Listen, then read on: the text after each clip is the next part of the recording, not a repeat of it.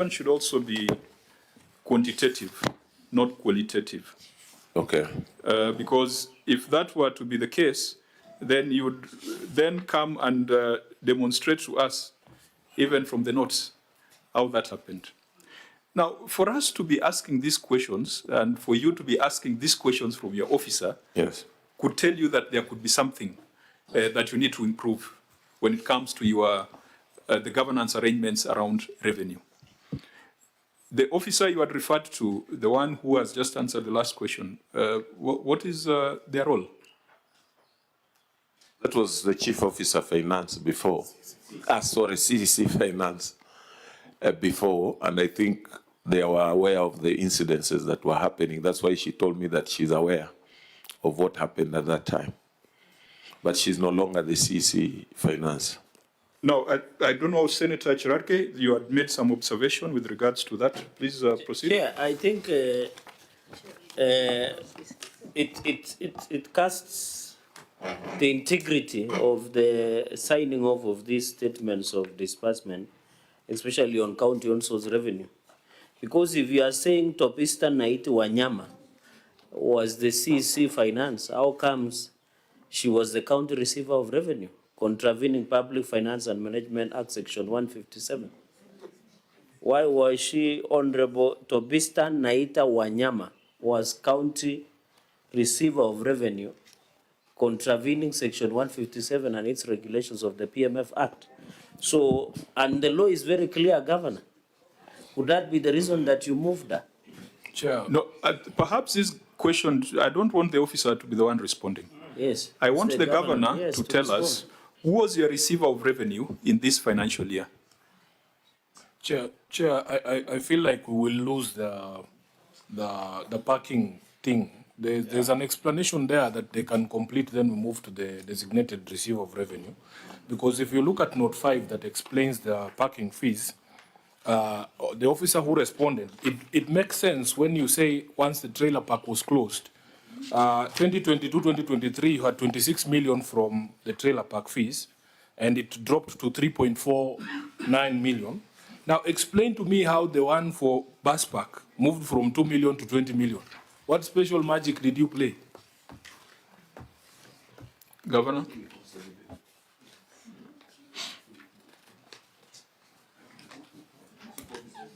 Did you build new bus parks? Was there a new road that was opened through Busia to I don't know where that more buses were parked? What is the explanation for that? For the reverse growth in revenue?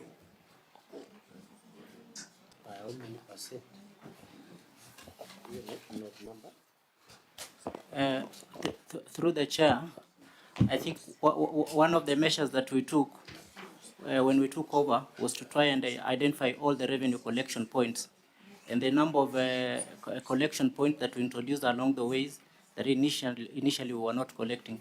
That's what enabled us to be able to... Are you looking at the numbers that Senator Sifuna cited? Are you looking at that note? Note 5. So that you know what you're responding to? We don't want theories. This is an exercise that is guided by evidence. Yeah, because to me, Chair, the explanation on ceding the collection of the trailer parks to KRA would demonstrate or explain why it moves from 26 million to 3 million. Now, with the same logic, what did you do to move your bus park from 2 million to 20 million? What is the explanation?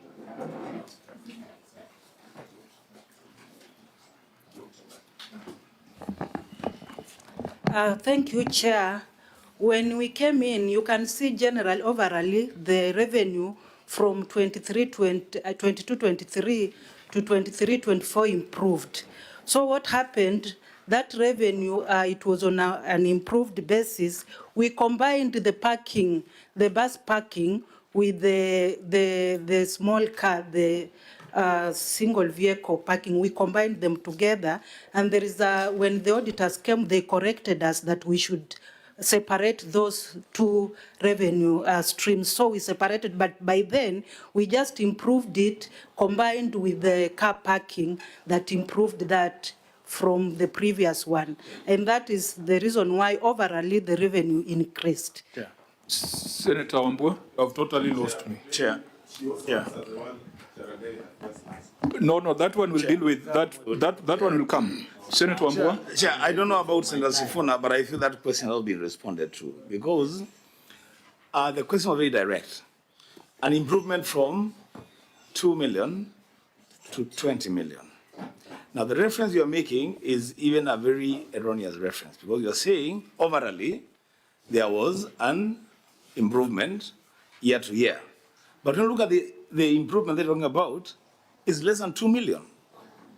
One is 355 for 2022-23, and the other one is 357. I mean, the very marginal improvement. The question that Senator Sifuna is asking is this jump from 2 million to 20 million. Why is it so difficult to respond to that? Governor, before we get back to Senator Cherargei, because there's an attempt to, there are many statements made on parking fees, statements made on hospital fees, none made on fiscal planning fees, because fiscal planning fees, nothing has been offered so far. Yeah. And the question is, assuming, Governor, assuming Madam Wanyama was to move to Kisumu or another county and she was not in the room, who else would be able to explain these numbers? Why are they not making an attempt? Because it now sounds personalized. It's not personalized. I think maybe just being part of the team, and you can see she's the one who signed this document. She may be having a better institutional memory. Yeah, maybe some of we are coming to that. Yes. We are coming to that. Any attempt to explain fiscal planning drop? Because fiscal planning, we know what happens in counties, is that your officers, they move around, they collect money from developers, and then that money never gets to the county. You know, theft is theft, but there's usually a feeling that when you steal from your constituents, it's a bigger theft than when you're stealing from Nairobi. Lakini yote ni wizi. Chair, I think something is very interesting. Senator Gata? Because it seems that we are actually seeing the same document at the same time. The way we are seeing documents the same way that the entire team is seeing the same document. I don't know whether they are prepared for the team, for the committee. Because nobody seems to have any answer to any of the questions that have been posed around. So Governor, because I said we are in your county, it's not that I fear you lock us in here, but even though you have that reputation, but but I think that's off the record. I think Chair, Senator Sifuna is give a us witness. explanations. Chair, Senator Sifuna is a witness to such. So No, that's on a very light note. I think let's come back. Chair, I can confirm that the last time I was in Busia, we had a very good time in Funyula there. There was a big bash and we all left. Thank you. So I don't know what Gerard Gay is talking about. Now, tell us, Governor, what is happening in physical planning and development? This is a clear revenue stream. This one you can't tell us about KRA, about what. This one's people building plan approvals, small things that your officers go around checking. If you are building without an approval, they shut you down. How can it drop? Someone is stealing from the people of Busia.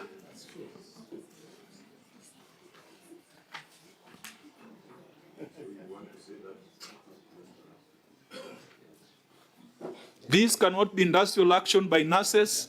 This, I think you have exhausted your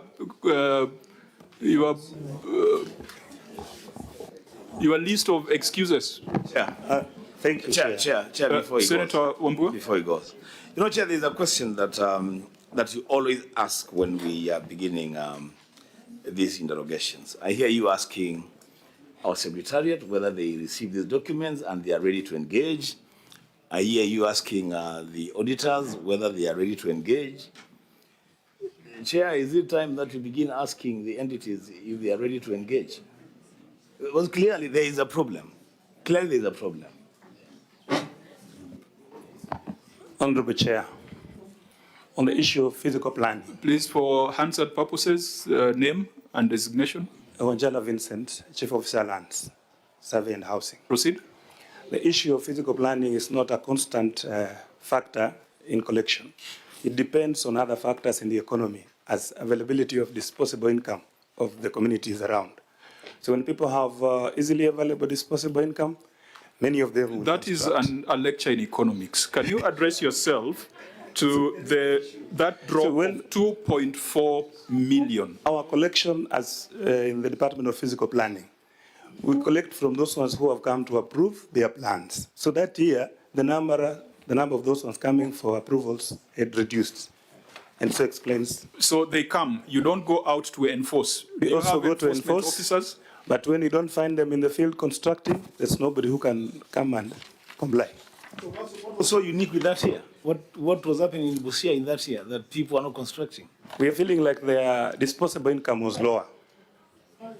But that would reflect generally across the board, because on-source revenue is a reflection of economic activity within an entity. That is a story. That is not an explanation. I think let's come back, because time, we must take a decision. My colleagues are asking whether the county is prepared, but I think there was adequate notice. We must proceed with this exercise, as painful as it is. Senator Cherargei has raised a very important question, which we must address. Who was your receiver of revenue during that period? Because this is a report of the receiver of revenue. Chair is CC Finance, and maybe she can explain herself. Does it need I don't think it needs an explanation. Yes. What explanation would be required if this is a report of the receiver of revenue? CC, what do you want to explain? What I want to explain, Chair, with your permission, is that when you look at that section 157, and if someone can read for us, it indicates that the CC Finance will designate persons, more than one person. And in that financial year, I designated more than 10 receivers of revenue. Are you talking about receivers or collectors? No, on the issue he has mentioned on how I... What are you responding to? Why I signed that document, receive of revenue document, instead of receive of revenue. Was there a receiver of revenue away from you? Many of them, as the section indicates. What does that section say of the PFM Act? Does it talk of receivers of revenue or a receiver of revenue? And if you allow me Looking to... at the report of the receiver of revenue for Busia County Executive. Not the receiver. Collectors can be many, Yes. but the receiver is one. Yes, and we are indicating the receiver of revenue, chairman, because from the statement, if you read it, indicates that CEC Finance shall, in writing, designate persons, and therefore that report refers to received revenue from different receivers of revenue, and me being in charge of them, I signed on behalf So who are of the them. receivers, even if we are to go with that argument, who are the receivers of revenue that you designated? The chief officers in different departments. Were they receivers or collectors? They were receivers, and they are allowed to appoint the collectors of revenue. Now, that is your interpretation. Legal? It can be read. Well, you are not going to direct us. Legal, please read for us Chair, the section. And Chair, I think I thought this county governor is better in English than where I come from. I thought there is a difference between may or shall. I thought shall is obligatory. So I think at some point your CC might have to take an oath, because the law is very clear, and that is why I asked specifically. So there is the aspect of collectors of revenue and receiver of revenue. Maybe, Chair, with your indulgence, maybe Malcolm, our legal counsel, can read through, I think, section 157. Clerk? Yes, Chair. Section 157 states that The County Executive Committee member for Finance shall in writing designate persons to be responsible for collecting, receiving and accounting for such county If you government. can repeat, the governor was consulting through the chair. Can you read again? I think the county attorney in future look for time to advise the governor, not in our meeting. Thank you, Chair. Yes. Section 157, the County Executive Committee member for Finance shall in writing designate persons to be responsible for collecting and receiving and accounting for such county government revenue as the County Executive Committee for Finance may specify in the letters of designation. Subsection 2, a receiver of county government revenue is responsible to the County Executive Committee member for Finance for ensuring that the revenue for which the receiver is responsible is collected or recovered and is accounted for. Through the chair, section 158 it states that a receiver of subsection 1, a receiver of revenue for a county government may authorize any public officer employed by that county government or any of its entities to be a collector of revenue for the purpose of collecting revenue for that county government and remitting it to the receiver. Subsection 2, any other public officer other than a receiver of revenue or collector of revenue for a county government who collects revenue for that government shall no later than 3 days after receiving it deliver the revenue to a receiver or collector of revenue for that county government. Subsection 3, a receiver of revenue for a county government shall provide quarterly statements to the county treasury with copies to the National Treasury and the Commission of Revenue Allocation.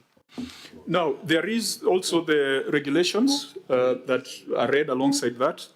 Collection of revenue, responsibility for revenue management, the responsibility of receivers of revenue. Now, because of time, Governor, you are consuming wrong advice. This is the 47th county that we are dealing with.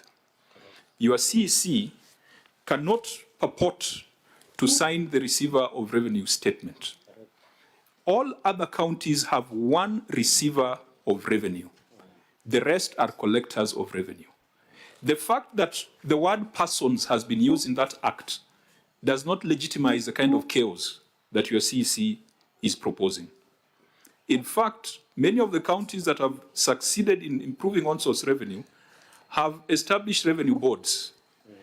They have designated a receiver of revenue, and even the Assembly has processed legislation to give further effect to the PFM Act and PFM regulations. When your CEC is the one who signs as the receiver of revenue, it's like William Ruto signing for Attorney General because he's the appointing authority. That is utter chaos. And that is why we cannot make sense of this statement. Now, who then takes responsibility if you have multiple receivers of revenue? Where does the buck stop, Governor?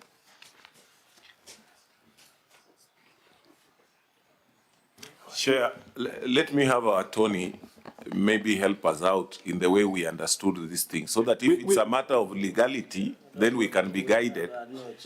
Listen, we Governor, can be guided. You see, I'm trying to be very moderate in today's session because we have not just come to grill you, we have also come to share experiences from the other counties. That situation, and if your county attorney insists on it, it is wrong advice. It is a recipe for chaos. Because tell me, as CEO, if you have 20 receivers of revenue, who are you going to hold responsible for this report? You have been put in an embarrassing situation where you cannot explain movements. You have to refer to 10, 20 people to explain one page of a report. And that is why other counties have one receiver of revenue designated in writing by the CEC Finance. When the CEC Finance takes on the role of being the receiver of revenue, that is an indication that there's a criminal enterprise being run in that county, being coordinated and being led by the CEC Finance. And that is why they want to be the policymaker, they want to be the executor, they want to be the oversight, they want to be everything. They do not trust anybody else to come and see how revenue collection is being done. And Governor, and I'm not saying it is happening in Busia, we have seen it in other counties. That only happens to cover up theft. Can I explain Chair, something, allow us here to ventilate on Can that I issue. clarify? Okay, maybe you can get the submissions from the members first. And Yeah, then let's ventilate on that issue, Chair. I want to understand from, no, not the governor, because the governor clearly just being misled. That's exactly what's happening. just being misled. I want to understand from the CC. Once the law designates a responsibility to you, and that responsibility is specific, you are told, appoint. What residue function do you have after the appointment? You've been told to appoint a receiver of revenue. What role in receiving revenue is left in your office?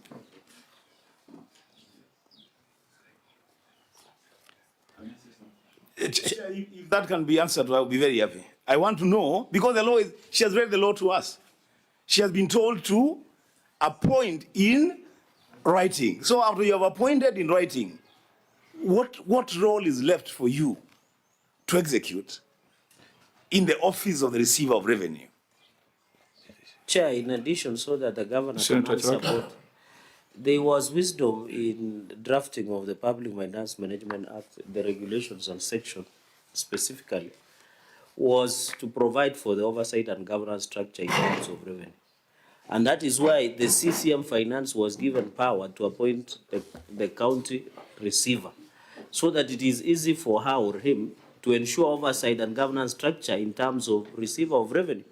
So I don't know, and you know they say in law there is no excuse in ignorance of the law, that maxim. So the point I'm trying to make, Chair, is either the CCM misled the governor, or the governor allowed himself to be misled, or the governor ignored the advice, because the law is very clear, Governor, that the CCM should, by the time, because these issues that have been raised on the issue of that has been collected under on-source revenue, where your revenue potential is more than 2 billion, but you are collecting 357, of course, inclusive of hospital, which we have passed the law on under FIF, should have been addressed, should have drawn a concern for you, that the CCM, Madam Topista Naiti Wanyama, was signing a county receiver of revenue. Yet she should be the one setting up the governance structures and appointing people. And the law is very clear, it says, shall. If it said may, we would have allowed her to get away with. Thank you, Chair, if you allow me. Governor? Yeah, and Chair, maybe just for clarity, if we had allowed our county attorney to say something, and then I will also be able to explain our governance structure when it comes to this. Because what we currently have, as you have been reading, we have CC Finance, but then we have got chief officers in various departments who are basically also designated as accounting officers. And then on the side of revenue, we also have got a director of revenue. So if you are just allowed us, because that's the structure that we have, if you are allowed us, maybe just our county attorney to say something, so that then we'll be able to see maybe the way we have configured our government vis-a-vis what you are saying, there could be some issues. But that is the way we have configured our government, that we have a CC, they designate. In fact, there are two designated functions to the chief officers, the authorized officer and an accounting officer. And then those roles are given to them on behalf of the treasury. Now, within the same treasury, we have got, in our structure, in our establishment, we have got director of revenue. Now, we have also been toying, or rather ventilating, on going the way you are talking about, having revenue boards. And I think we have even drafts on what we need to do to go that route. So if we just allowed, because it seems it is an issue of interpretation of the law, maybe just to see what our county attorney was able to guide us on vis-a-vis what we are saying and the way our government is configured, so that we clear that issue, rather than being that we could have configured the government purposely, you know, not to be able to undertake the mandate that the Constitution has given us. So, I Chair, will give your county attorney about 2 minutes, but that does not take us away from the fact that there are numbers here that are still not explained. Yes. That issue came up just to emphasize that that could be part of the reason why the governor is unable to explain numbers, because there are almost 20 people he has to refer to, and that is an extremely unhealthy and an unprofessional setup. Thank you, Honorable Chair. I'll stick to the legal You were questions. absent when introductions were made, so introduce yourself first. For the record, Honorable Chair, my name is Omboko Innocent, County Attorney, Busia County. Thank you. So allow me, Chair, to just limit myself to the legality or the legal question in terms of interpretation of Section 157 of the PFM Act. My reading, Chair, and this is my legal opinion, and Chair, I reserve, the right to be wrong. Even courts sometimes are wrong, but this is my interpretation, that the use of the language in that section, a designation of receivers of revenue, it's in the head note, receivers, not receiver. In the language, in the body of that section, it says designate persons, not a person. And then it says specify in their letters, not in his or her letters. Plural all through. My view, Chair, Honorable Chair, is that there is a discretion in terms of reorganization of government, whether to select one person as a receiver of revenue or to have more than one, looking at the language of that provision, Chair. That is my interpretation. If I may go a little further, Chair. Okay, just before you go further, is it also your interpretation that the appointing authority can appoint themselves as one of those receivers of revenues? No, that's not correct. That is a problem. That is the problem we have. That is a problem we are dealing with. Well, my brother, you know, we have a lot of respect for you, but we get very upset when we get people coming before the Senate trying to be clever. Because we are also very clever people. So please, don't perform legal gymnastics here. If a mistake has been made, Governor... Chairman, I will stop. No, just a minute. You see, the chairman has even tried to guide and said these problems occur everywhere. And the purpose of these meetings is not just to castigate or paint somebody in bad light. It is also to guide each other and say, this is what the law says, you have erred here, you can correct this by doing this. There is a reason why there has to be a designated receiver of revenue, because there are legal consequences and responsibility that is attached to the office. So, please, Governor, guide your team that... And Chair, that's why I was saying that because of just what he has read and the configuration of government, and that's why I thought that one of the main role of the Senate is to strengthen the institutions.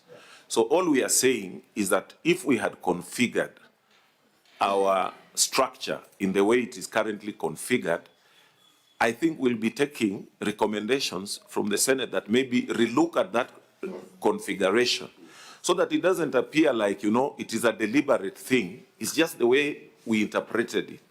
And we are here as we interact all the time, as you always say, to improve on policies, to improve on governance issues, to strengthen institutions. So this can also be one area that we can look, that's the way I'm interpreting it, to say maybe we have been doing ABCD, we need to borrow from the recommendations, Chair, maybe we'll be guided by you, that maybe you need now to reconfigure government in a manner the way you have just said. But please, before we get there, Governor, before we get there, on the interjection by Senator Sifuna, whether the CEC can appoint themselves as the receiver of the revenue.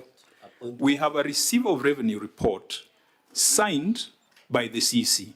Is this therefore a legitimate document that the OAG and the Senate should consider?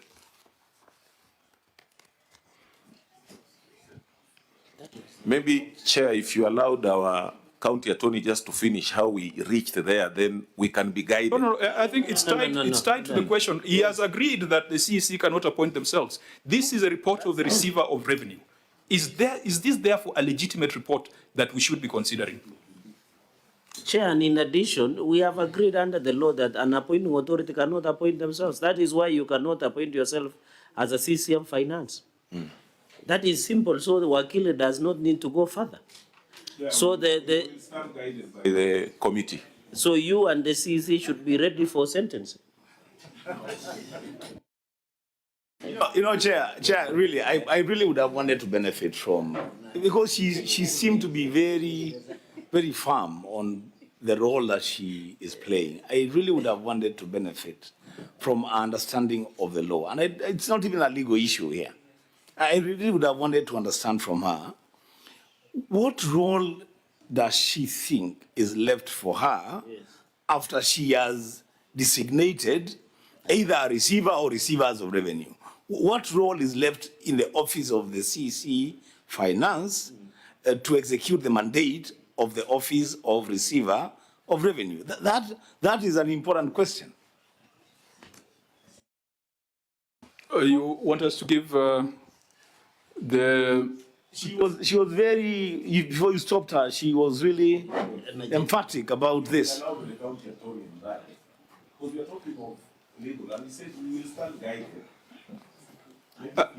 I think his argument has reached the logical conclusion. Correct. Because what we were trying to establish was whether the CEC can donate to herself the power of a receiver of revenue when she's the one appointing. Because if that is the line of argument, it means that even the governor can one day sign the report of the receiver of revenue, because it's the one who appoints the CEC, and it's the CEC who designates the receivers of revenue, and therefore the governor can take charge of procurement, can take charge of collection of revenue, can take charge of everything. If that is your interpretation, we would be happy, because we'll hang you for all the sins of your officer. Chair, maybe you just allow my county attorney to say something, then we can progress on that. Yeah. Chair, Okay. Yeah, in less than a minute, Chair, Honorable Chair. Thank you. I just wanted to proceed further, Chair, and say that that was the organizational structure of government at that time.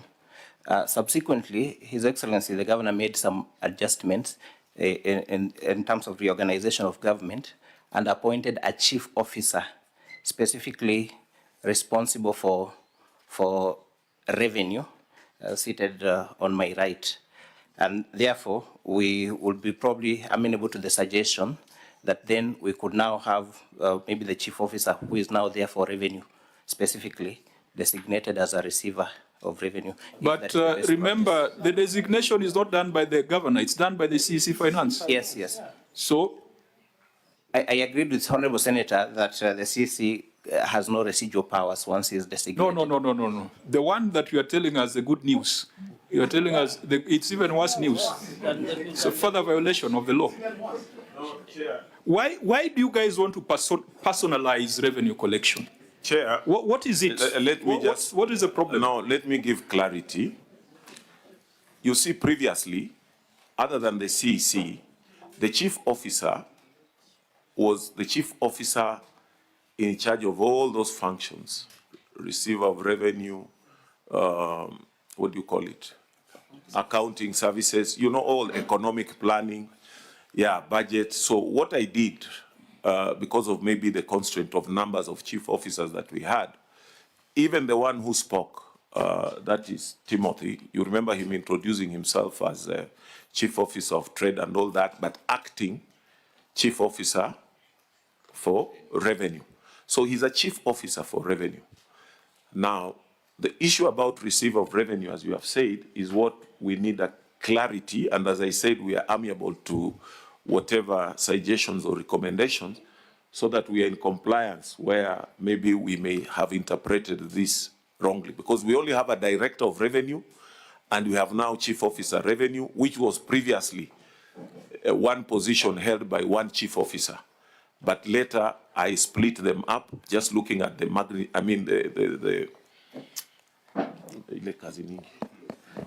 the magnitude of work that was required, and we were not getting our way through.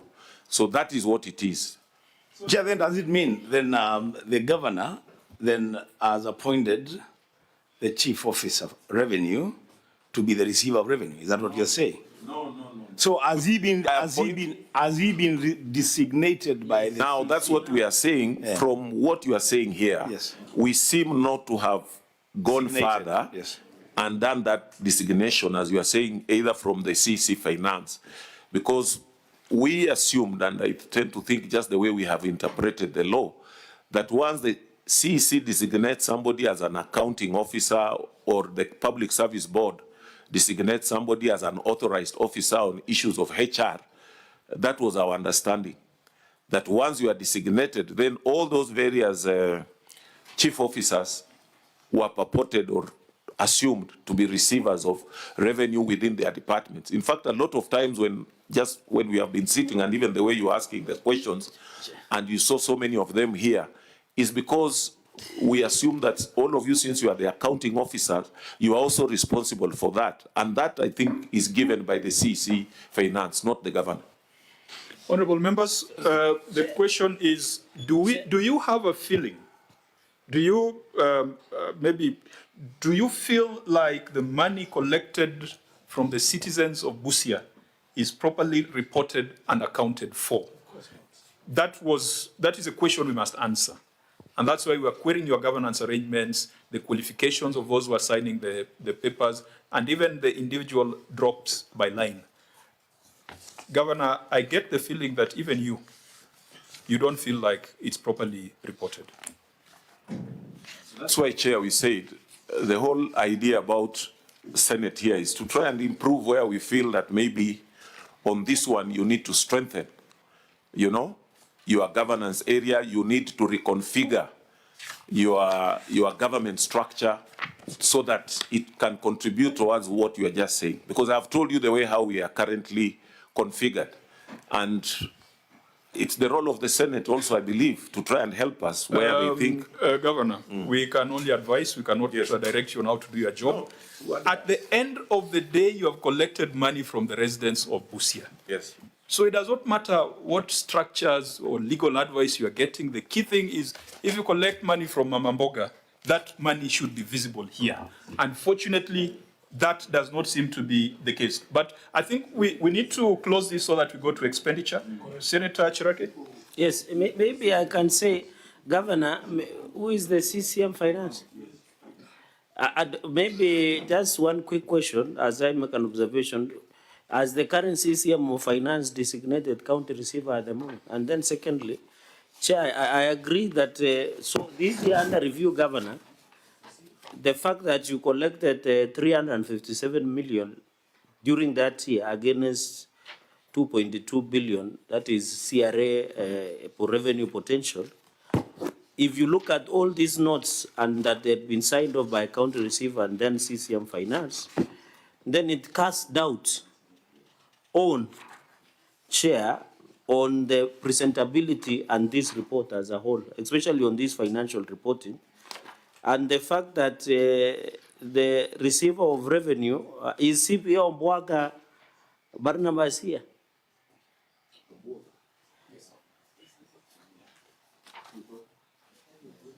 Oh, he's here.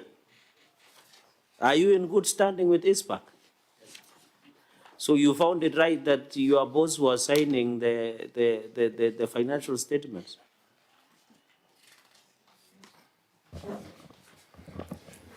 Through the chair. Because you have countersigned with her. Thank you. I signed my part as a head of reporting. So you don't advise your boss when you see something wrong? Your CCM? Well, what I can say, okay, to some extent, I have to receive information. So, Chair, just sit. So, through you, Chair, I think this was a cover-up.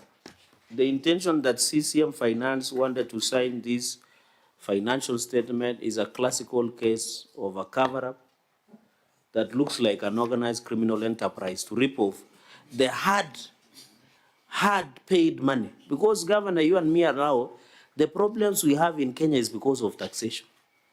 Imagine the people of Kenya and Busia cannot trace where their money is, yet they are hardly paying those taxes because of just accountability mechanisms and governance of your CCM Finance.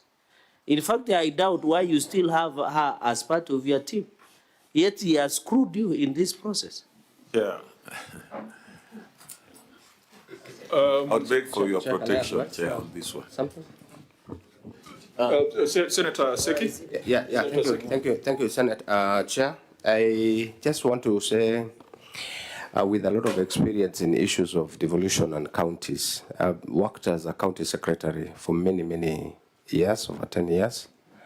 I've also advised counties during the transition authorities period of 2012-2013.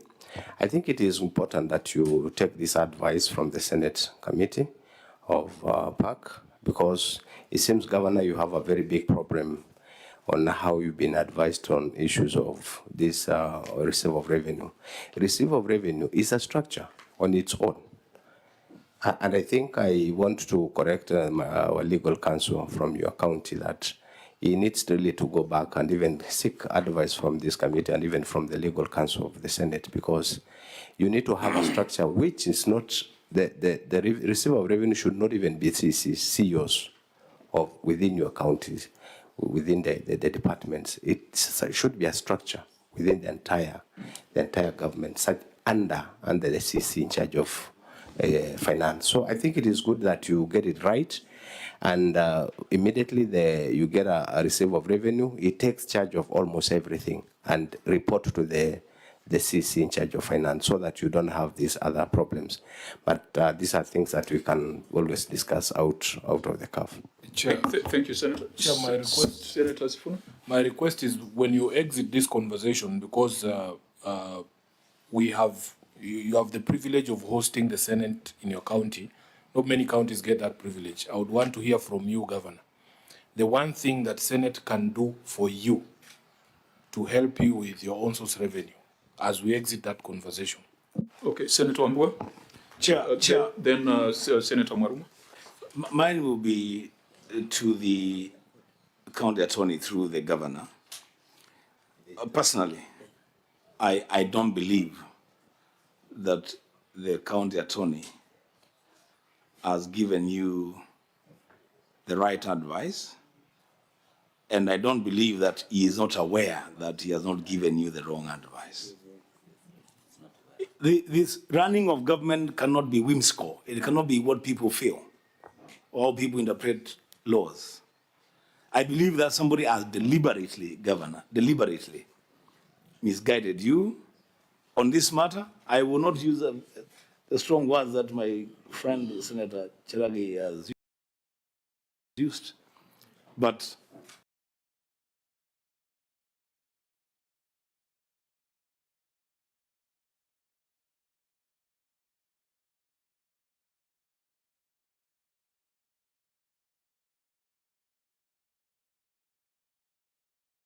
there is very gray areas in your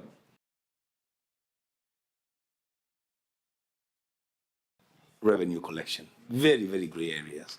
And somebody is deliberately misadvising the office of the governor, I think. Thank you. Senator Maruma, Vice Chair. Yeah.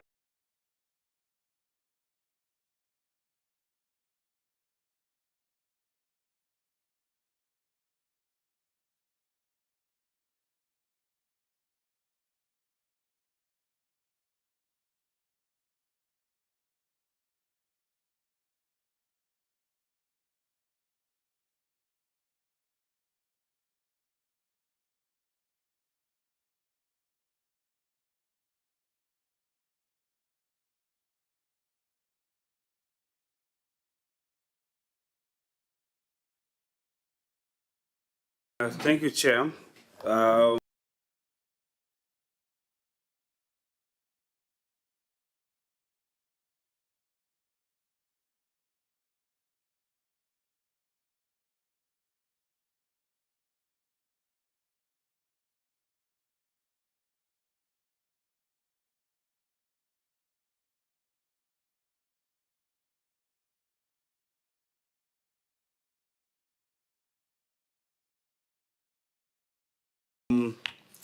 On page 7,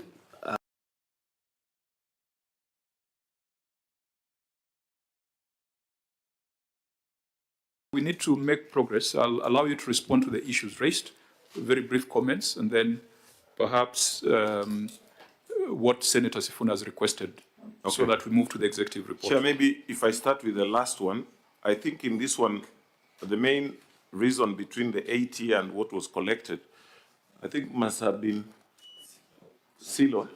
Huh?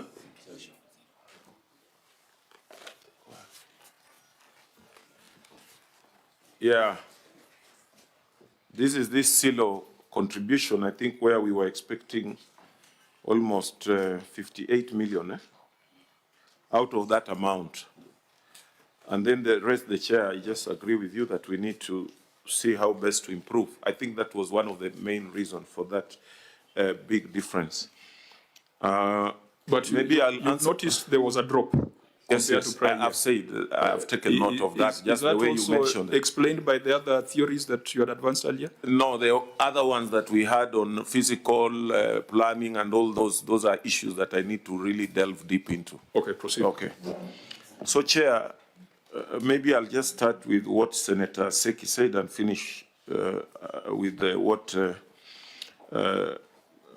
Senator Sifuna had said. For Seki, I think one of the biggest problems, and it's good that you worked with, you said you had some experience with transition authority. One of the biggest problems I faced here when I came in here, you know, we didn't even have a staff establishment. We have been using those temporary arrangements of transition authority. And I'm just saying maybe it's one of the reasons we even got this issue we have just had about receiver of revenue, got it wrong because it was not even in our staff establishment. But there was also no staff establishment. It's just now that we are having staff establishment. So I agree with you that there are a lot of areas that need to be improved. But for 10 years, almost 14 years, we have been using that transition authority thing. And you can see the way our government was configured. So I'll agree with you that there will be areas to improve. On what Senator Wambua, you said, I think I can leave it the way it is. It was a form of advisory on what needs to be done. On what Senator Sifuna has said, there are quite a number of initiatives, as I had said earlier, like the act that we stepped down. Maybe we can bring it to the Senate. You look at it, the one that had been passed by our county assembly, and maybe advise. I hope we'll be able to get a copy so that we can share with the Senate when they are still here and look on how best we can go around some of those areas that need to be done. And to me, because of revenue collection has to come from, you know, the acts we generate through the county assembly and then how the executive is able to execute them. I would rather that I compile whatever we have and why maybe we have been ineffective in implementing. And before you leave, we should be able to have a session and share. And the quick one is just what I said, the one that we were asked to step down, because we didn't withdraw it. It is still active, but we were just told, you know, it seems to be contravening some international treaties. Please step it down until we do further consultation. So part of the consultation we can do is when the Senate is here. Thank you. Yeah, I think maybe as an advice is, and perhaps you need to direct your team, is that you as a governor, you are the one who is elected. You are the one who talks to the people. Yes.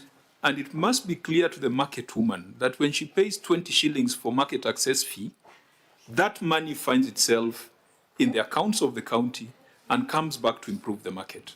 This conversation you have had here, some people might interpret it to mean that that money does not reach where it's supposed to reach.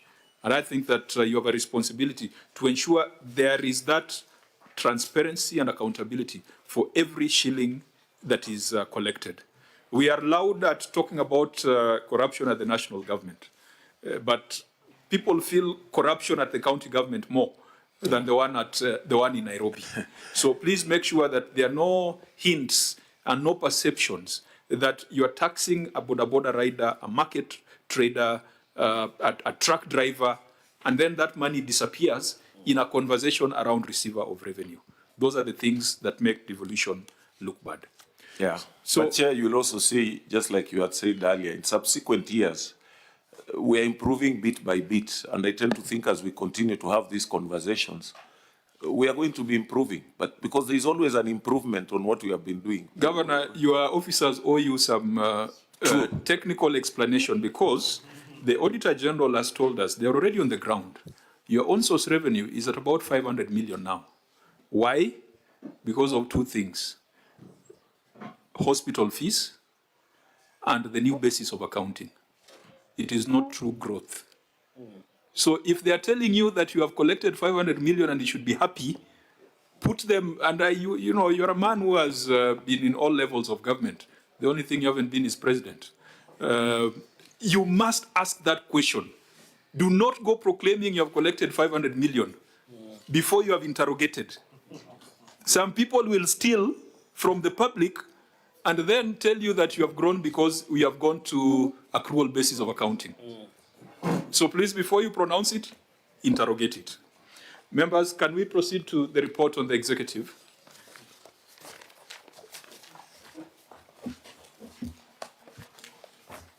On the report on the executive, the opinion of the Auditor General was, Oeji, what was your opinion? Qualified Chair. Now, on that report, the Senate attempted to come up with recommendations, but we made recommendations on the basis of written submissions because, Governor, you did not appear before this committee to explain measures taken or to respond to the issues that were raised by the Auditor General. I think at this point, because this is a matter that came up at a past meeting that we had with the Auditor General, the senator from Busia, Senator Okoiti Omtata, had raised concerns about the report of the Auditor General for the financial year 2022-2023. The senator went ahead and wrote to the Auditor General asking the OAG to expand her scope of audit to cover a few issues. One of the issues the senator wanted interrogated for lawfulness and efficiency was construction of the governor's launch. The other one were allegations of mispropriety in award of contract to WebTribe. The other one was procurement of a refrigerated truck. The other one was on beautification of Busia. The other one was on medical supplies, alleged fraudulent procurements leading to the lack of medical supplies to county hospitals. Then there was an issue on hire of dredgers from Uasin Gishu.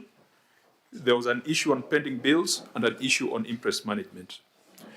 Now, the reason why I raise that, because that letter was properly served on this committee, properly served on the Auditor General, and properly served on the Ethics and Anti-Corruption Commission.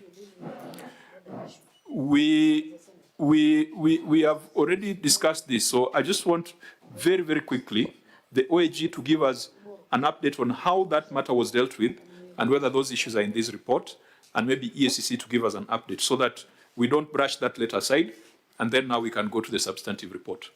OAG. Thank you, Honorable Chair. On those particular matters that were raised in that letter to the Auditor General, in the subsequent audit of 2023-2024, the following issues were raised. One, matters on pending bills and emphasis of matter, issue number 2.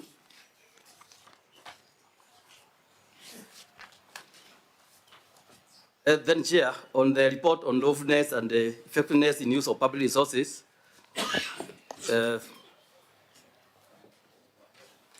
issue number 3.4 on trailer park at Mudida.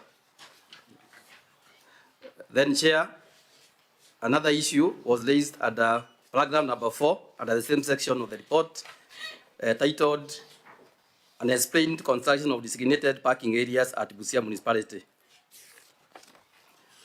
Honorable Chair, another paragraph is raised at the number 5, titled Incomplete Innovation of Busia Stadium. Honorable Chair, another issue is raised at the paragraph 6 on and explained the organization of Busia town.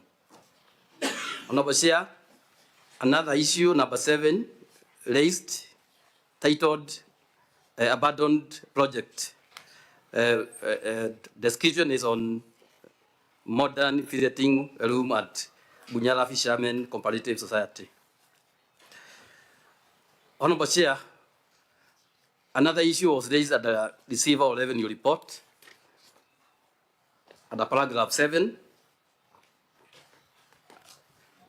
And that issue is titled Integrated Revenue at the Hospital Management System. The contract amount, sorry, was 59 million. Chair, on the hire of dredger, we didn't get any evidence that any payment were made to the county government of Uasin. Then, Chair, on the procurement of Governor's Lodge, that matter had been reported during the year 2022-2023, and the Governor indicated, or management indicated that EACC took the document for investigation. Chair can confirm that we wrote to EACC and they confirmed to us that they took all the documents in relation to that matter. Chair, we are still monitoring that matter in the current audit for 2024-2025. So the matter is not yet cleared, even if we have not been given documents. We have confirmation from EACC that they took the document for investigations. Yeah, but I think, as you had said earlier, that matter, even though the EACC is investigating it, if the non-conformances you had raised have not been addressed, then it should not disappear from your report. Sure, that is noted. We are going to have it included in the current audit of 2024-2025. Yeah, so that we don't give the wrong impression that this committee has cleared a matter and yet it is still outstanding. Senator, I just get clarity from the auditor. How much money was involved in that governor's lounge? What was the figure involved? You can give us a few minutes, we can come, Chair. And Chair, when the auditor, EACC picks documents, why can't they just maybe do copies, certify them for the sake of having the documents back to the entity for the sake of auditing? How long would the EACC stay with the documents? Infinitesimally? Will they never come back to the entity? They took original documents and they never left out back copies. And as auditors, we don't audit copies. You can only look at certified copies. No, I think we'll get into a conversation which we said we didn't want to get into. The amount involved in the governor's lounge was 29.9 million. It was in an audit report. The concern is that it is no longer in the audit report and yet it remains unresolved. That is a concern. Yes. And we have already addressed that and we have agreed that in the audit you are carrying out, if the gaps are still unresolved, it must find itself in the audit report. Yes, we will, Chair. Because I think Busia is a fairly litigious county.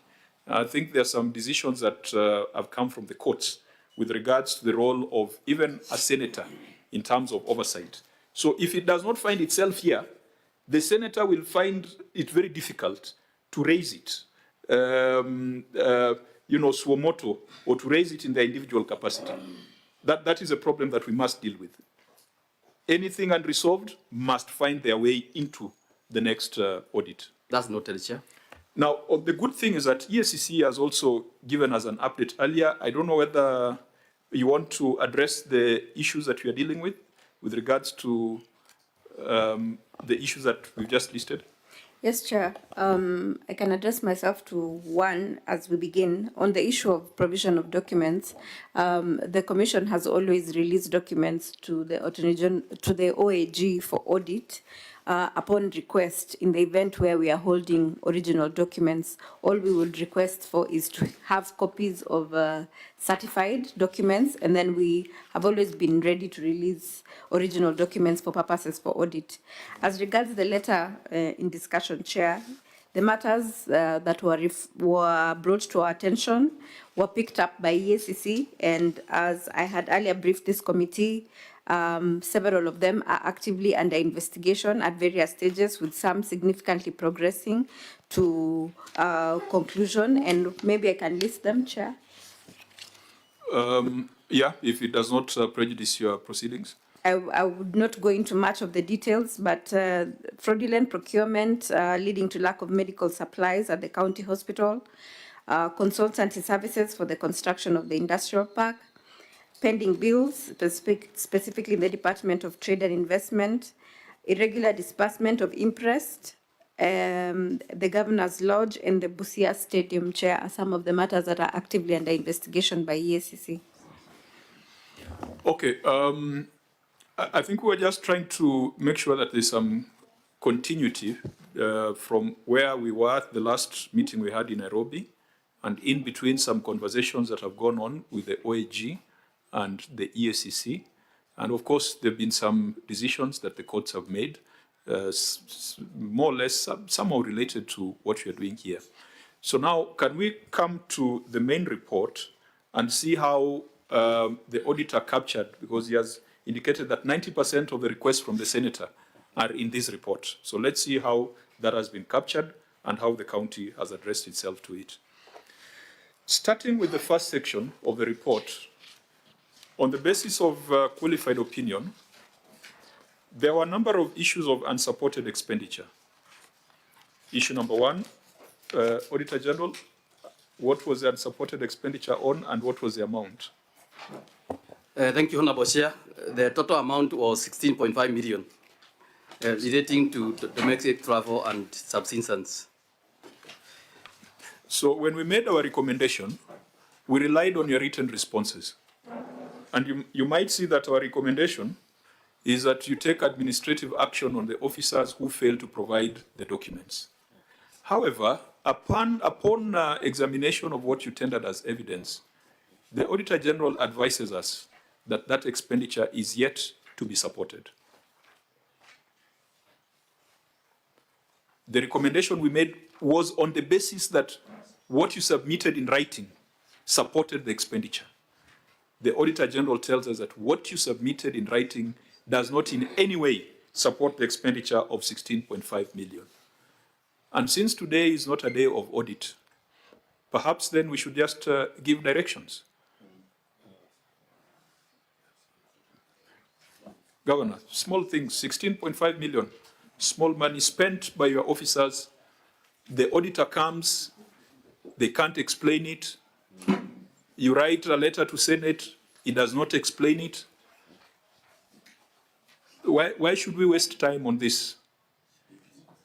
If expenditure was not supported at the time of audit and remains unsupported 10 months later, what business does Senate have?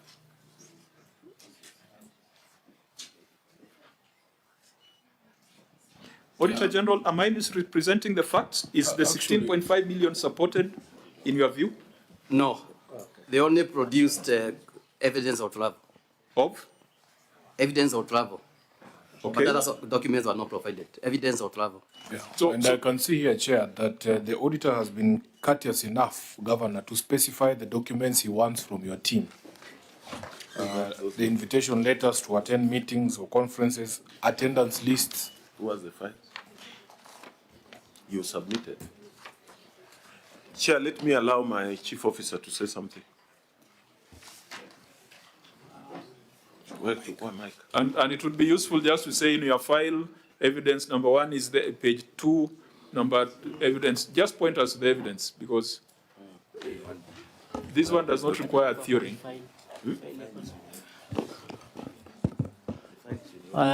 Thank you, Chair. I would just want to confirm that the file having surrender documents was actually provided to our auditors. Yeah, but the auditor is here. The auditor is a professional constitutional body, sworn to a professional code of conduct. Evidence of the same. CEO, are you sworn to a professional code of conduct? Yes. Which profession? I'm a certified public accountant. You're a certified public accountant. Yes. ISPAC number? 20335. Clerks take note of that so that if there is any misrepresentation, we can make the necessary referrals. Chair, are those documents before us? Because in your response you have referred us to these appendices. When I open my file, Appendix 1B says surrender documents for 16 million shillings. Yeah, it's a but big, then there are no surrender documents here. Thank you, Mheshimiwa. It's a big file, and we gave it to the auditors. That's why we could not be able to. Now, if you want us to help you, you would have a sample of 2 or 3 of them here, so that we ask the Auditor General what's wrong with those documents, because we need to see them. Why would you then give me this file? You know, I don't understand. It doesn't have any document. The other bulky document that would refer you to the file rather than attaching them here again. Are they bulky and more expensive than the 16.5 million queried? You can send me where they are. Are they at the bus park or at the border? Sinani can confirm it. No, Chair. Senator Ambua? So, Chief Officer, so there is Appendix 1B, right? What is it? What is it? I mean, we have it here. What is it? Where is that file? No, you can do better, my friend. If the file was with the OG, and the OG is telling us he has not seen it, and I can also not see it, we are unlikely to believe that you are the one telling the truth. Auditor General, you asked this question during audit. You issued a management letter. You issued a draft certificate before you issued your final certificate on 19th of December. Yes. Did the entity provide justification for this expenditure? They did not. Did they subsequently provide that justification? Partially. To what extent? They only supported evidence of travel, but we had indicated clearly what was missing those supporting. So can you point to what is missing, what the Auditor General is citing as missing in that big file that Senator Sifuna has?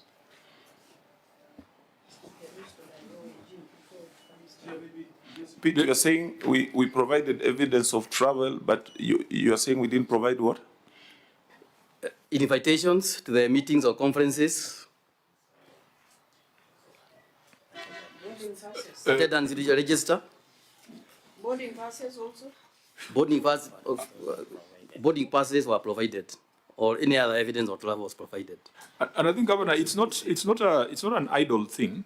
You have been in Parliament, I think, longer than most of us, and you know the practice. When there's travel, there's a very clear track, very clear documentary evidence, and would have expected that that's the discipline that would be there in the county, such that if you are to justify expenditure on travel, you just go to a staff file and pull out everything.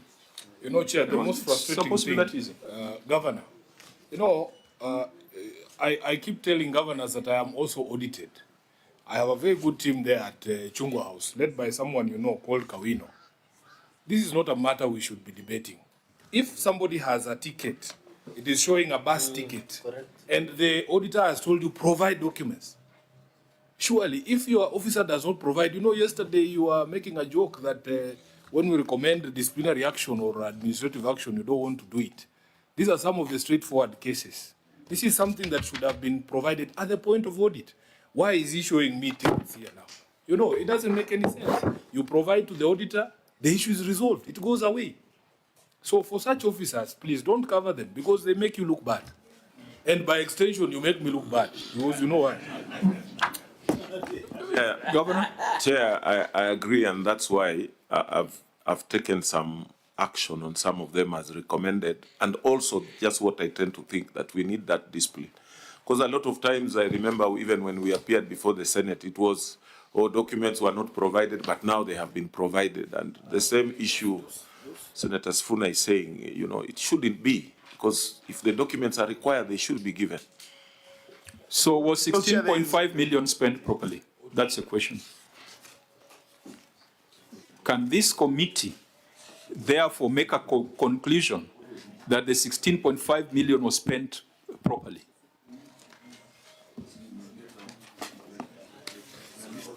Chair, as he thinks, Chair, was there maybe Governor before you respond? Chair, Governor, I'm at a loss. Did you table the file that you say refer in Appendix 1B? Chair, I don't think, has it been tabled formally? And do you allow supply of documents to be done? Governor, it is not to the satisfaction of Senator Sifuna. It has to be to the satisfaction of the Auditor General. It is their case. And they are saying that you have not proven yourself. Maybe you see, Chair, I think that the problem that we find ourselves in here is that the Governor and his team would want us to carry out audit now. That's what you're asking us to do. You are pushing us with documents that we can carry out audit here. We are not auditors. That's what we can never do. Secondly, Chair, from Appendix 1B, Appendix 2, Appendix 3, we are being told, refer to file, refer to file. Which file is this? Chair, I think these are the files they say they had provided to the auditor. When? And I think the auditor is in a better position to. Though members, I think if you are not careful, we'll end up doing the audit here. Correct. And that is not the intention of this exercise. We must ask the Auditor General to guide us. Auditor, if it is your case that the expenditure has not been supported, then we cannot reach a different conclusion. So Auditor? And Chair, in addition, then we are also handicapped because we cannot proceed without all the documentations attached. And that is why I still insist that the Governor and the team was not ready. Auditor? Honorable Chair, even if you pick any slide voucher from any of the files that are, even one of them that is before me, what is only supported is evidence of travel, nothing else. We had specific Chair, I think it is very easy. provided, including attendance registers and Yes. Yes. It's very easy to provide who attended the meetings.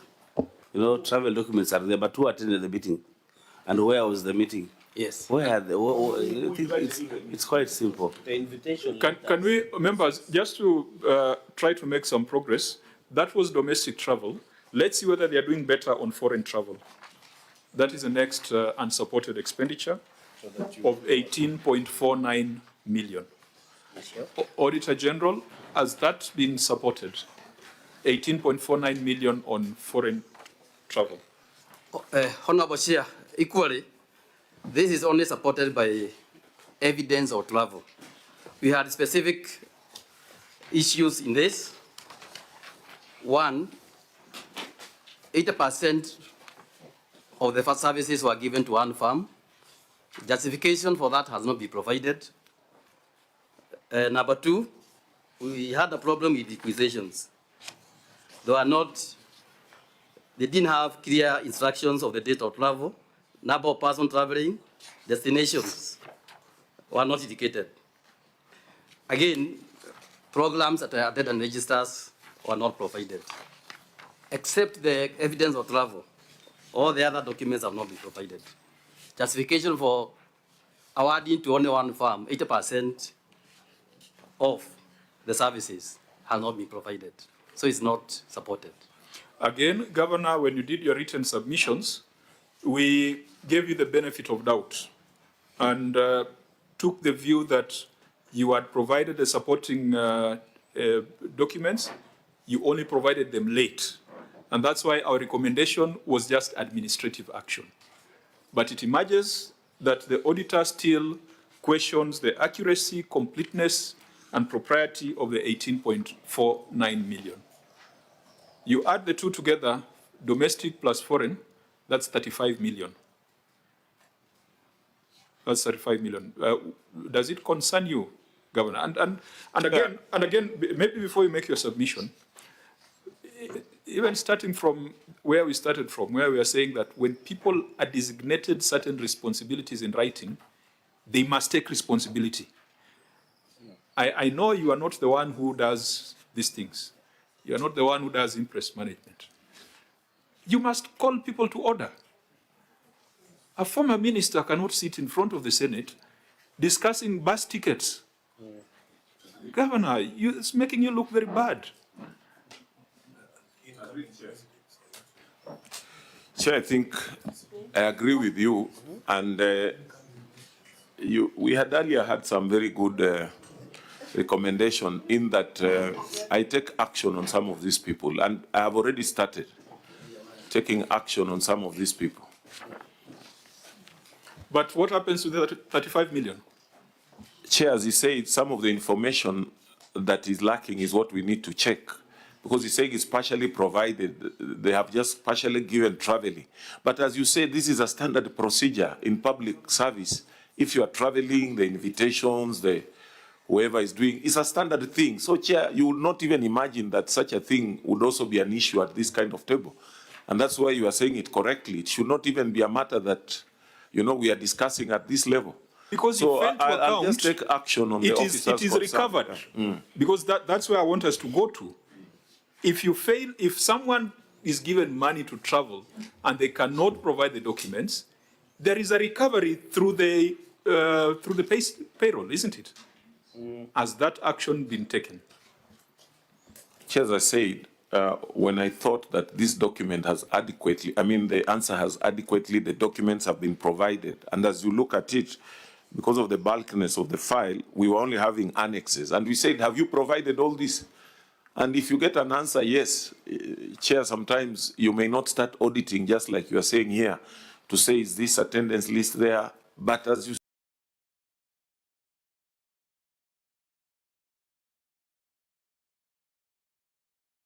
say, an officer concerned should have done that. So allow me, Chair, to take some action on some Honorable of these members, officers. Governor says makosa imefanyika, but that is not sufficient to deal with the 35 million of an I accounting wonder, funds. Governor, we usually attend the entry and exit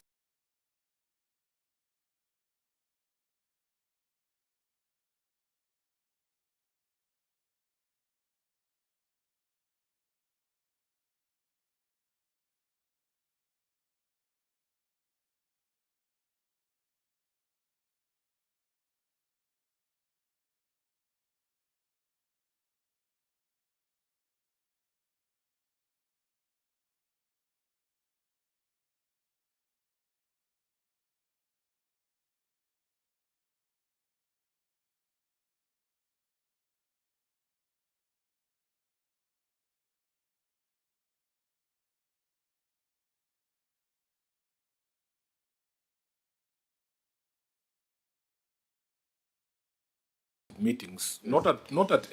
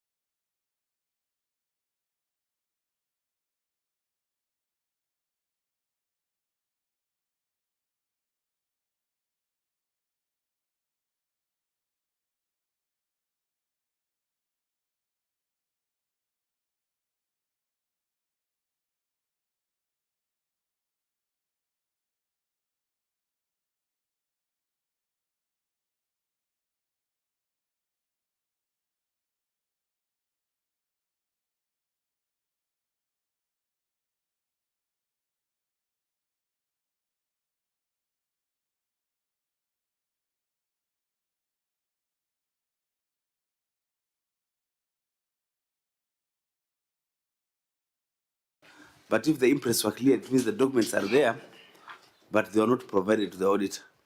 And now the question that begs is why? The imprests have been cleared, but these documents are there because the imprests were cleared, but they're not provided. Maybe we really need explanation. Yes, proceed. I believe you're the one defined in PFM as a custodian of financial records. Yes, Chair. So you take responsibility on this matter. Yes, Chair. I just wanted to clarify that the first query was about the unsupported payment. And if you look at the list that was provided, mostly these were payment relating to domestic travel, but paid to suppliers. And then interest are paid to individual staff members. So there are two different, actually, matters. So when you travel, you're not given an imprest. You're given an imprest, then when you bring the documents, that imprest is claimed. The claim is done, and it's cleared.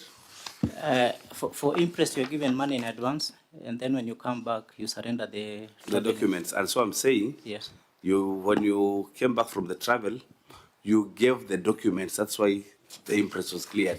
yes. So where are the documents? Why weren't they provided during the time of audit? That's what I'm saying. If you provided them later on. Yes, they were provided, but later. Yeah, why? You know, there is need for justification. Yes. The law talks about justification. Why did you provide them? Where are they? Chair, it's just that this document, when they're surrendered, they are first surrendered to the specific accounting officers for the departments. And then for the purpose of consolidating the report, they are normally forwarded to Treasury. And that's where the challenge we've been having. Other departments you'd find, probably out of 100, they have supported 80% of their interest, 20 are still pending. But when you consolidate them now, all, it's now Treasury that takes the responsibility of ensuring that what has not been surrendered is actually provided for. You have a fairly siloed structure, which is not working very well for you from that explanation. But it's up to you to ensure you have a staff establishment that is designed for efficiency. Just one thing, Chair. Are you recovering the interest with interest? For interest, if you look at the record that were provided, they had actually been surrendered in good time. It's On time? Yes, it's only that. But you have an outstanding 1 million plus. It's only that now providing those supporting documents to the auditor is what was. No. If there is a delay, you must recover interest with interest at 3%, and that is the law. So if you are not doing that, somebody will come for your head. Okay, that is so clear in the PFM that you don't need a reminder. But you are the one who, if you are to send EACC after somebody, it will be after you. Chair. Senator Wambua? Governor, let me try to help. Maybe I seem to, I don't know. Chief Officer. So, you returned, you surrendered, assuming that it's you who've traveled, you surrendered the stamped passport. Exit and entry back, right? And the data, okay. You surrendered the boarding passes, right? Now, what the auditor is asking is, if those documents for the imprest were surrendered, these are documents that you must have had before your passport was stamped and before you returned the boarding passes, invitation letters, attendance list, the people that went. I mean, and the question is, why would you give those documents to the auditor late? Why would be, what would be the problem of you giving the documents at the time of audit so that we don't have this audit issue here? What's the problem?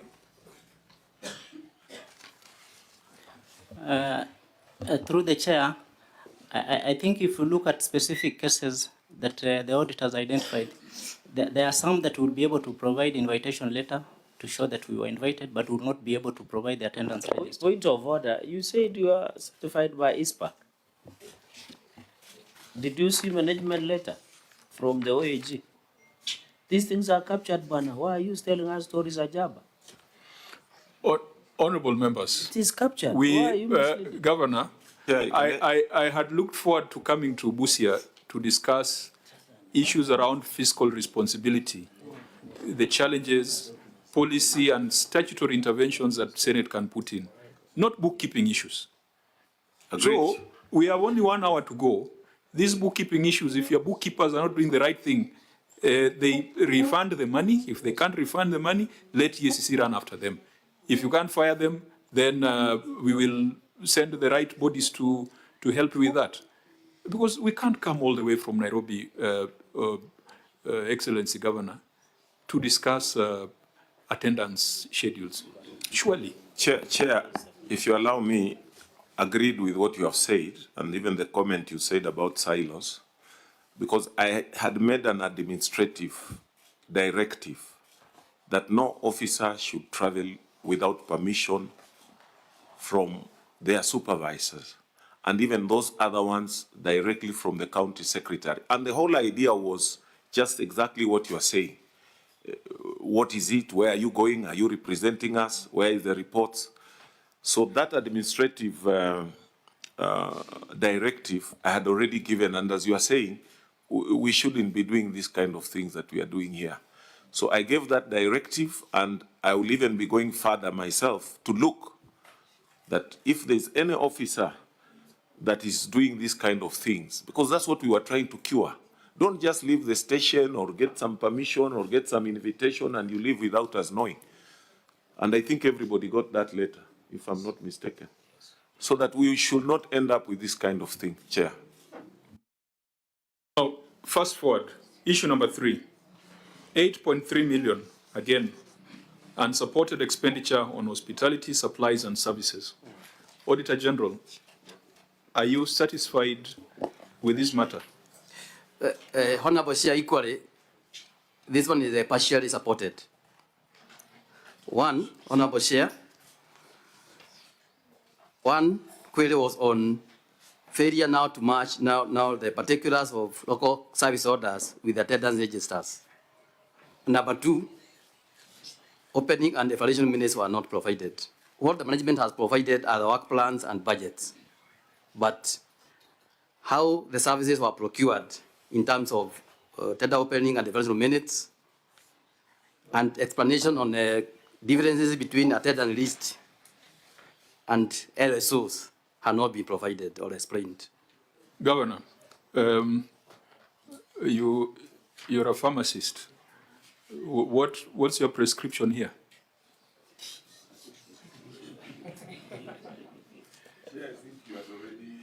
I've already taken some action, as you had even recommended, and even before that. I think the other thing now is maybe even just to go further, because I thought they had already provided everything. Members, am I the only one who's struggling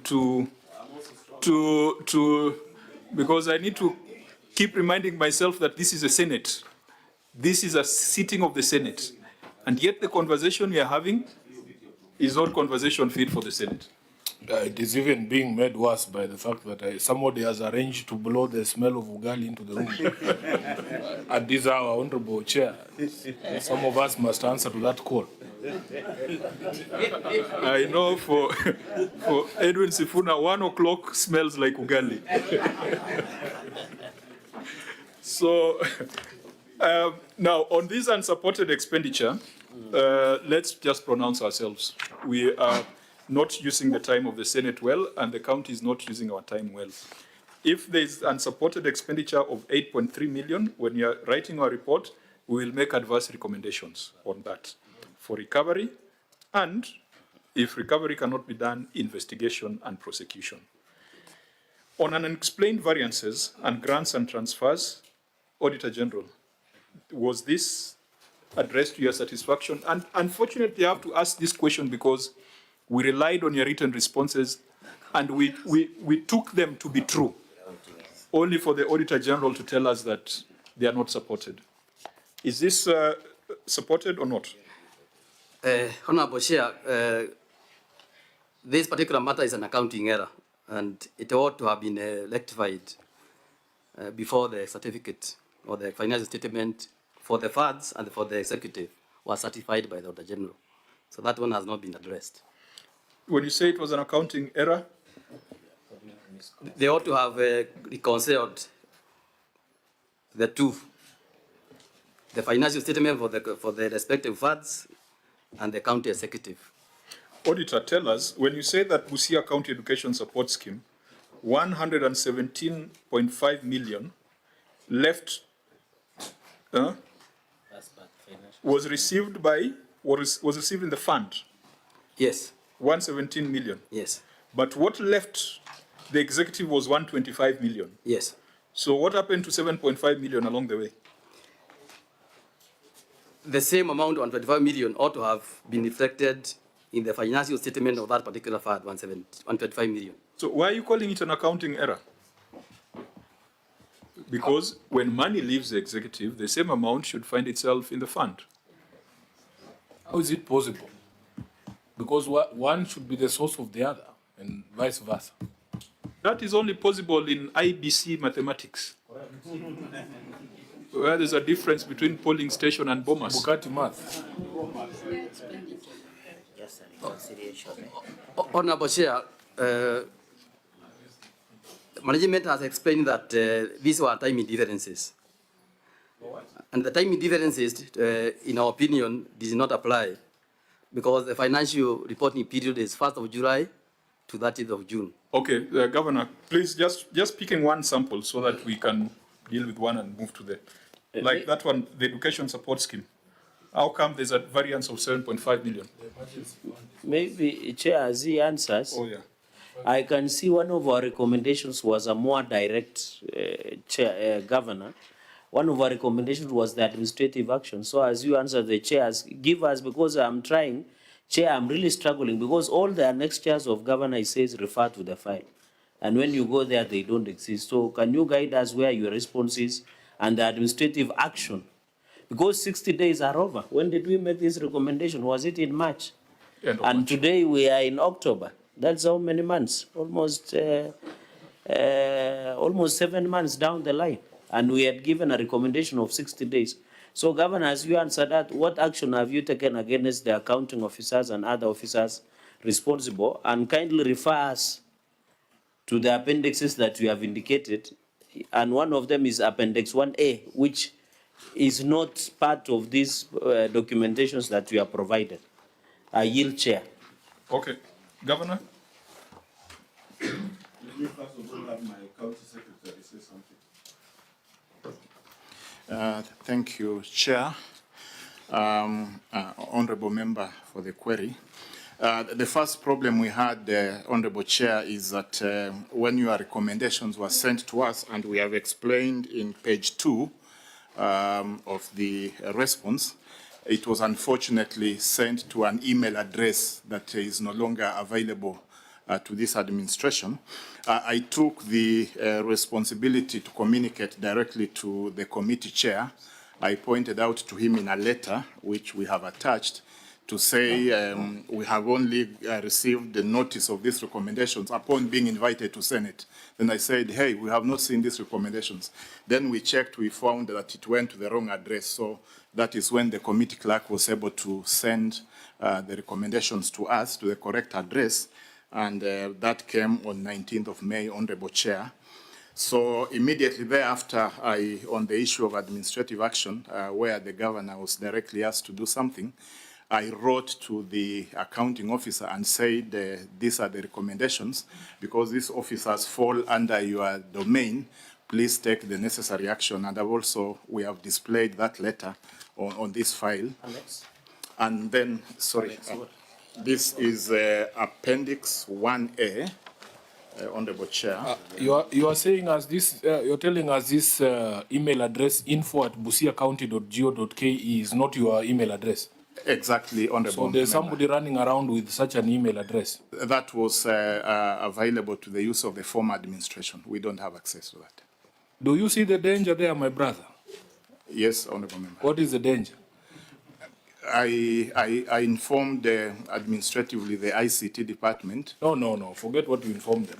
If the Senate can be deceived to believe this is an email address for the county government of Busia, what about the young people out there sending CVs and looking for information from your administration?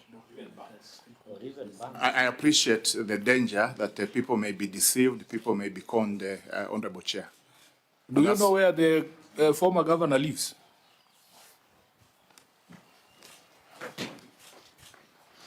The governor went with the email address. Sorry, He's a resident of Busia. Honorable Chair, that's why I paused, because I don't know what to answer my colleague. No. Just administratively, yeah. I decided to do what it would help through ICT to see that email address is no longer in use, Honorable Chair. How long? That's a county was asset. it in use? How long was it in use? Honorable Chair, I may not know, because that fact just came to my notice when the letter could not reach us, and I inquired about it. Ndugu, this is a county asset. It doesn't belong to a person. Yeah. If it has ever been used as an email official communication channel for the county, you must recover it. Yes, Honorable Chair, that's why I'm saying, because it's an address, it's an ICT matter, I drew it to the attention of the ICT department to follow up. County Secretary, when did you come to office? When were you appointed? About 1.5, I'm now about 1.5 old. So do you think it is dereliction of duty to leave such a important, and a serious oversight on your part? Because one, when the previous administration was handed over, there is an assumption of office act. All the assets and liabilities was handed to your office. Don't you think it is dereliction of duty? Honorable Chair, I was not on duty when that happened, but when this matter came to my attention... The County Secretary, you and me know that government exists in perpetuity. So that one does not fly. It doesn't fly our faces, because the point is, you have taken over. Government is an institution. The fact that you are not there and then does not absolve you. For 1.5 years you have been in office, and it is only after the Senate tried to send you the information on recommendations of county public accounts that you notice, you have said how many, you have been misled on many occasions by sending this email. And is there proof to show that, through the chair, to show that you, apart from directing the ICT department, to show that this email has been compromised, or they was not part of the handing over when the current governor, Daktari, took over? Yes. County Secretary, take a breath, because I don't even know how you brought us into this discussion on email. Correct. You know, sometimes the less you say, the better. Because now we are going to end up distracted. So, can you reconfigure your response in a minute, so that we can come back to these numbers? And Governor, while on it through chair with the indulgence, so it means we are not anywhere with what we should be doing, because it is the position of your county secretary that since you did not get our recommendations in time, it means you didn't effect our recommendations. Then it means, Chair, our meeting is in futility, because unless you tell us when did you receive these recommendations, because we made it in March. I responded, Chair, in May. to the Chair. So we are in October. How many months down the line? May to October will be about 5 months. So in 60 days. 60 days is how many months? 2. So you can see your defense is not holding water. You are clutching on a drowning straw. Now, let me, Senator Mwenda Gatai, could you give us a way forward? The way forward here. Yeah, can I clarify? Just a minute, because we are getting into, and Senator Cherargei is very good at it. I can allow him to take you there. And you'll not be able to, I'm trying to get you out of there. You know, Chair, my good friend and governor is not prepared for this exercise. I think there's a team around the governor. I think he has given a lot of trust on the team.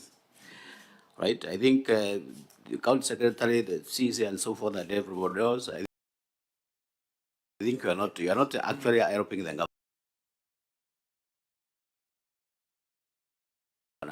you know, and you know the bulk will stop at your door, Your Excellency.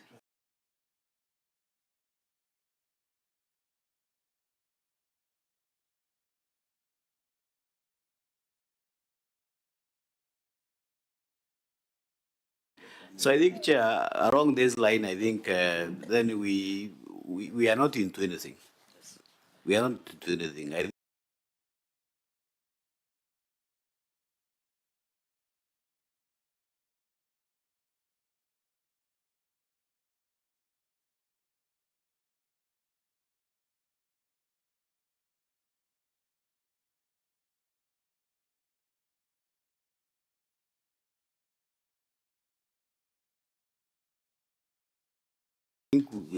think we are waiting for your guidance to see whether we can either terminate the process and maybe get the governor prepared for this matter.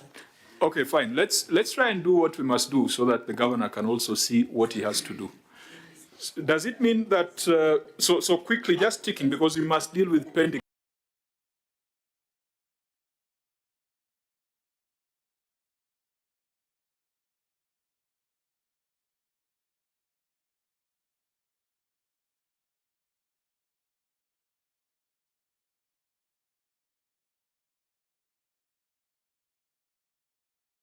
bills and one or two other things. Auditor General, payments charged to other grants and transfers, is there any shadow?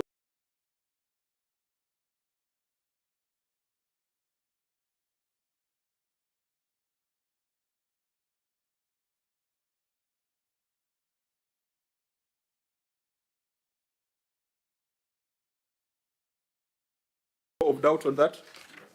No. That one is okay? It is not. That one is not okay. So funds were irregularly misallocated. So that one has not been so that's a total of 107 million since we started this conversation on unsupported expenditure. 107 million. Ownership documents. And who are beyond the age of 60 years. And it has been a challenge for us to get the IPPD numbers. So, and they're earning 119 million. There are quite a number of them. I think that's an accumulated figure for the entire year. 119 million is expenditure for the year. So you're saying that staff above 65 are earning 119 million in Busia in a year? No, I'm just responding to the issue that you raised about those staff members who are paid outside IPPD. Yes, that's where I am. Yes. And you're saying that they are staff above 65 years? No, 60 above 60 years. That's number one. And there are others. How many are they? I think we have, in total, they're around 47. 47 above 60? No, but I was just trying to explain the reason as to why some of our staff members have been. Officer, you're an accountant. Yes. You support your argument with numbers. And you say this is the table, these are the staff above 60, the ones who are at TSC or National Police Service Commission, we understand. Yes. And this is a total 119 million. We have that summary. Where is it? Not in your response. In your response, we were just trying to take your recommendation that you had given to us. But if you look at the response that we gave to the auditor, we were able to give those staff members who are being paid outside IPPD. Auditor, was that provided? We came up with that 119 million from the document we got from the management. But explanation why they were paid outside the system was not satisfactory. And that issue has persisted. Okay. In the current audit. So that's an accountant to accountant. Can you tell us then what is the way forward? Chair, we had even written to Public Service Commission that they try and come up with a system that would allow those staff members who are engaged by the above 60 years, a system that would allow them to be awarded, to be given IPPD numbers. But officer, how many are they? Because you are saying above 119 million is an average of 1 million per month. Like an average of 1 million per month. Even if there were people on 50,000, those are 20 employees. So who are they? Chair, who are they? Which kind of people are allowed to be employed? Are they PWDs? Are they advisors? Then, so that then we can get the list And then number two, if you pay them outside IPPD, how do you pay them? Do you use payment vouchers? Governor, that explanation will not make any sense to anyone. Yeah, because I saw Professor Julia outside. I hope she one of those. I hope her name is not on that list. Yeah, because Governor, when governments is that why you are hiding the list? when governors, when leaders are trying to look for opportunities for young people, you want us to create a system to employ old people. It's very unfair, Governor. That one, we will not accept that explanation. Who are those people, by the way? I did. Let the HR chief officer say something. Yeah, and she should give us, quickly, Chair, yeah, the segregation to show that total of 119 million. We want to know. Chair, you know in some county there were people called Sangwenyas. Governor, are you aware in some county there were people called Sangwenyas? There's no Sangwenya who is 60-year-old one. That's what I'm saying. Sangwenya will be 60-year-old. In some county which is neighboring to you, there were people who were hired like this to take money. Can you dispense us from thinking so? Okay. Thank you, Chair. I might not be in a position to give the segregation at the moment, but we have already come up with a recruitment plan. The issue was recruitment, and then we have challenges getting the numbers from DPSM. But what I would wish to say is that we have worked on ensuring that the staff have numbers. We have communicated on the staff. Chair, just for order, so that I don't spend a lot of time. Just for order. Senator Mwaruma? We only have... You know, order, officer. Senator Mwaruma, yes, please. What we're talking about is futuristic. These are future plans. Yes. But already there's a query here. At the moment, which you need to mitigate. Number one, who are these people? How many are they? And how are you paying them? Are you paying them through payment vouchers? You know, that's what we want. And then now we say for the future, so that we try to mitigate. Thank you, Chairman. We are now having 47 people who still do not have IPPD numbers, and it's work in progress. What are they? We have the list we can provide. What do those which cadre? We're not asking for the names. What do those people We are saying that the cadres, are they advisors? Yes, the cadres are one. We have directors who were recruited last year who still do not have the numbers, and a few contract staff. The advisors are very few. They are around 4, but we are reactivating their numbers. We only have one advisor who is over 60 years, who is the economic advisor, and we have been working with her to ensure that she gets her number with her former Ministry of Petroleum. So these ones who are over 60, who are they? How many are there? Over 60, yes. Some of the staff who are over 60 are persons with disabilities. And in the leadership, we have 4 CC members who are over 60. Yes, around 4 CC members over 60, 1 advisor. And members, I think it would be neater. Yes. And this one we can direct that we need to get that list that you are saying you provided to the Auditor General. Correct. The Auditor General has indicated this content with that list. And Chief Officer, you said that list was provided to the Auditor General. So it is not here. It is not with us here. Do you have it? I have the list. Can you table it? So let me organize to get it. But you said you have it. Can you table that list? We want to see who these people earning 119 million are and why.